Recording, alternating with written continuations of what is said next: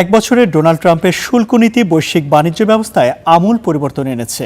2025 সালের 2 April liberation ডেতে সকল দেশের উপর ঢালাও শুল্ক আরোপের ঘোষণা দেন, যা বৈশ্বিক অর্থনীতিতে এক নতুন অস্থিরতা ও বিচ্ছেদের সূচনা করে। গেল বছরের এপ্রিলে শুল্কারোপের মধ্য দিয়ে বিভিন্ন দেশের সঙ্গে বাণিজ্য যুদ্ধ করেন মার্কিন প্রেসিডেন্ট ডোনাল্ড ট্রাম্প। দাবি ছিল এই শুল্ক নীতি যুক্তরাষ্ট্রের জন্য একটি নতুন যুগের সূচনা করবে। এতে পুনরুজ্জীবিত হবে উৎপাদন খাত, সরকারের রাজস্ব বাড়বে, নতুন বাজার খুলে যাবে, কমবে আকাশছোঁয়া বাণিজ্য ঘাটতি। কিন্তু সবশেষ মার্কিন সুপ্রিম কোর্ট এই শুল্ককে অবৈধ ঘোষণা করে ট্রাম্পের পরিকল্পনা সাময়িকভাবে গুঁড়িয়ে দেয়। যদিও এই নীতির ফলে বিশ্ব বাণিজ্যে বড় প্রভাব পড়েছে। বৈশ্বিক বাণিজ্যে এসেছে 4টি পরিবর্তন।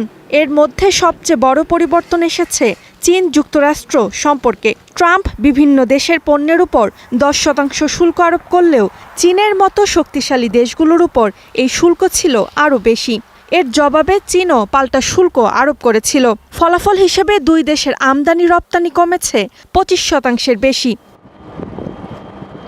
ট্রাম্পের এই শুল্ক নীতির ফলে যুক্তরাষ্ট্রের উপর নির্ভরতা কমাতে অনেক দেশ নিজেদের মধ্যে নতুন বাণিজ্য চুক্তি করেছে। কানাডার মতো দেশ চীনা বৈদ্যুতিক গাড়ির উপর শুল্ক 100% থেকে কমিয়ে প্রায় 6.1% করেছে।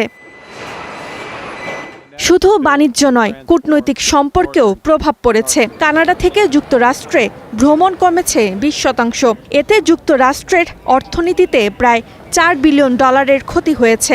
এছাড়া অন্যান্য ইস্যুতেও যুক্তরাষ্ট্রকে মিত্র দেশগুলোর সমর্থন পেতে সমস্যায় পড়তে হচ্ছে।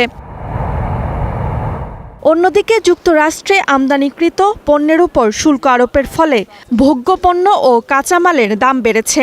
খোদ সমস্যায় পড়েছে মার্কিন নাগরিকরা। শুল্কের প্রায় 55% খরচ বহন করতে হচ্ছে ভোক্তাদের, যা মার্কিন মূল্যস্ফীতি প্রায় 0.5% বাড়িয়েছে।